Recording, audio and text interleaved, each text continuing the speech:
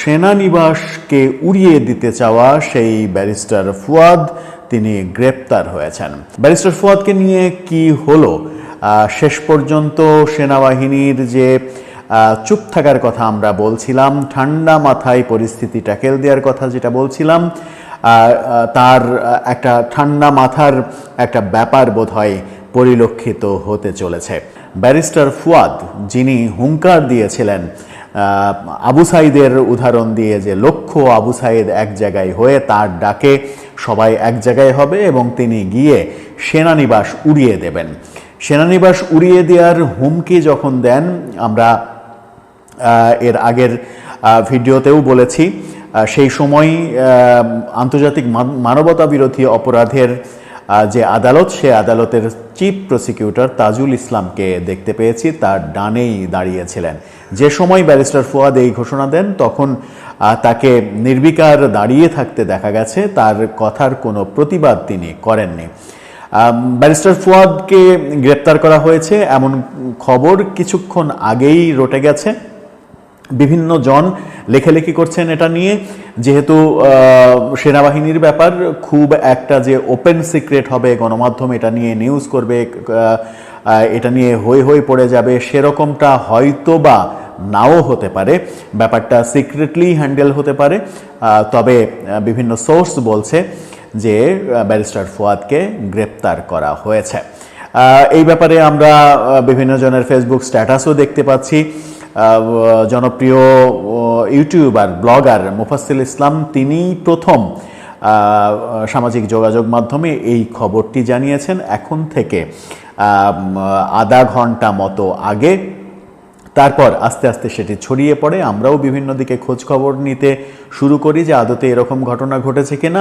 বিভিন্ন সূত্র বলছে যে হ্যাঁ, তাকে গ্রেপ্তার করা হয়েছে, কিন্তু সেই সূত্রগুলো কোনোটারই যে অথেন্টিক সোর্স, কোনোটাই যে অথেন্টিক সোর্স কিংবা সেই সোর্সের নাম বলা, সেটা এই মুহূর্তে সম্ভব হচ্ছে না। তবে ধারণা করা হচ্ছে ব্যারিস্টার ফুয়াদ যে ধরনের অপরাধ করেছেন, রাষ্ট্রদ্রোহী অপরাধ করেছেন, তিনি একজন নির্বাচিত মহামান্য রাষ্ট্রপতিকে গালাগালি করেছেন, তাকে কুকুর উপাধি দিয়েছেন,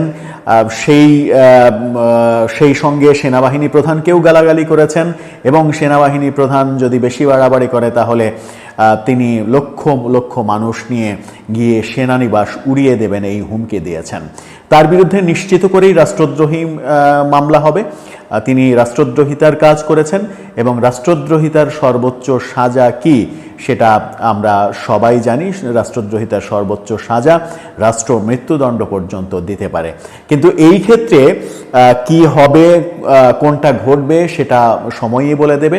আর একটা ব্যাপার, যে যখন ব্যারিস্টার ফুয়াদের গ্রেপ্তারের খবরটি ছড়িয়ে পড়ছে তখন এটা নিয়েও দাবি উঠছে যে তার পাশে দাঁড়িয়ে থেকে মৌন সমর্থন দেয়া, তার এই সেনানিবাস উড়িয়ে দেওয়ার মৌন সমর্থন দেয়া আর লোকগুলোকেও গ্রেপ্তার করতে হবে। সেই ক্ষেত্রে আন্তর্জাতিক অপরাধ ট্রাইব্যুনালের চিফ প্রসিকিউটরও ফেঁসে যাবেন কিনা সেই আলোচনাও রয়েছে।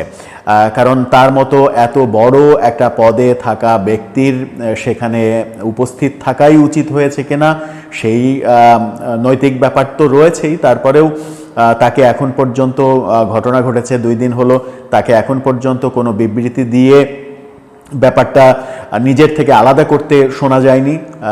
তিনি তার বক্তব্যের সেখানে উপস্থিত থাকলেও তার বক্তব্যের কোনো প্রতিবাদ বিরুদ্ধে কোনো কথা বলেননি। সুতরাং অনেকে বলছেন, লেখালেখি করছেন যে একই অপরাধে দায়ী তিনি আন্তর্জাতিক মানবতা অপরাধের যে ট্রাইব্যুনাল, সেই ট্রাইব্যুনালের চিফ প্রসিকিউটর হিসেবে দায়িত্ব পালন করার নৈতিক অধিকার আর রাখেন কিনা সেই প্রশ্ন অনেকে তুলছেন। সেগুলো আইনি ব্যাপার, সেগুলো রাষ্ট্র কাঠামো বুঝবে, আইন বুঝবে যে কি হবে সেটা পরের বিষয়। কিন্তু এই ব্যারিস্টার ফুয়াদ কিছুদিন আগে মানে হচ্ছে যে আমরা 16ই ডিসেম্বরে যখন বিজয় দিবস পালন করছি, যদিও এবারের বিজয় দিবস সেরকমভাবে পালিত হয়নি, সেই সময় তাকে বলতে শোনা গেছে 16ই ডিসেম্বরকে তিনি বিজয় দিবস হিসেবে মানেন না। 16ই ডিসেম্বর নাকি বিজয় দিবস না, কারণ হচ্ছে পাকিস্তানি সেনাবাহিনী আত্মসমর্পণ বাংলাদেশের বাহিনীর কাছে করেনি, ভারতীয় বাহিনীর কাছে করেছে, এরকম নানা কথা বলেছেন। এবং সেই থেকেই তাকে আখ্যা দেয়া হচ্ছিল স্বাধীনতা বিরোধী হিসেবে। তার যে বেসিক এবি পার্টি কোথায় থেকে আসলো, কোন দল থেকে এবি পার্টির জন্ম হলো, এই ব্যাপারগুলো নিয়েও চর্চা হচ্ছে। এবি পার্টির আদতেও অস্তিত্ব কতটুকু, কতজন সদস্য রয়েছে, কয়টা ভোট রয়েছে, সেগুলো নিয়েও কথা হচ্ছে। এই যে প্রেসিডেন্ট সেক্রেটারি, এখন তো সেক্রেটারি নির্ভর, মূলত সেক্রেটারি নির্ভর একটা রাজনৈতিক প্ল্যাটফর্ম, যিনি বিভিন্ন টক শোয়ে গিয়ে, বিভিন্ন আলোচনায় গিয়ে ফেস দেখিয়ে আলোচনায় থাকতে পছন্দ করেন, সেরকম একটি ব্যক্তি যার জনসমর্থন নেই, সেরকম একটি ব্যক্তি রাষ্ট্রের অন্যতম বড় যে প্রতিষ্ঠান সেনা বাহিনী এবং সেনানিবাস, সেই প্রতিষ্ঠানকে উড়িয়ে দেওয়ার হুমকি দেন। গ্রেপ্তার করতে বোধহয় একটু বেশি দেরি হয়ে গেল, এরকম লেখালেখিও হচ্ছে যে এত দেরি করা হলো কেন।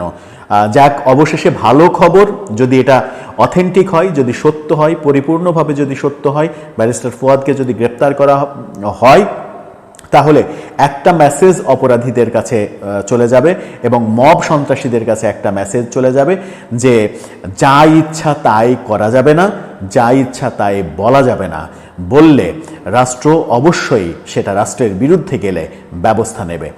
দর্শক, আপনার মতামত জানিয়ে লিখতে পারেন আমাদের কমেন্ট বক্সে এই গুরুত্বপূর্ণ আলোচনা নিয়ে।